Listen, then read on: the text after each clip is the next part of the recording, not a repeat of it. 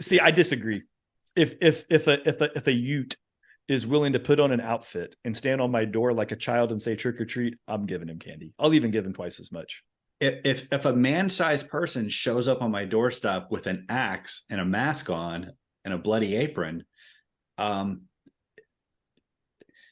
no, just you got. Why are you pulling out your revolver? I don't know if he just wants off candy. my porch. He said trick or treat, man. He didn't attempt to decapitate you. What if dude was only 13 years old and he's the next LeBron James? I don't care.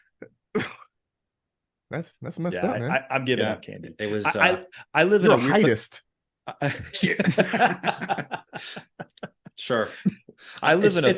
It's more like a man-sized person holding an axe on my doorstep. That you should get all the more reason to give the dude candy. That was. You don't want to see his trick. You want to appease that guy. Just you're Candy. Potential mass murderer, man. If I give you like a full-size Snickers, will you leave in peace? I'm not going to reward that kind of behavior. And he says, yes. And you give him the candy bar and let him go. That's why whenever there's a weird dude at your office that looks like he might snap, you just always give him candy, right? Right. So when he becomes the shooter, and he might like look in your cubicle and be like, gives me candy. Right. Thanks for the candy. And he just keeps on, he moves past you. And you're like, oh. That's why I would tell people, like, hey, there's a lot of people in this building who are assholes. I don't think I'm first on the list. I think when the shooting starts, I'm going to get out. But you, Bob, nobody likes you. So I'm thinking you're the first one shot in the face. Right. Yeah. I live in a funny neighborhood where you guys have both been here.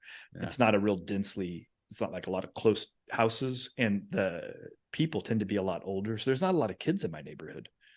So like, my doorbell will probably only ring 10 times on Halloween.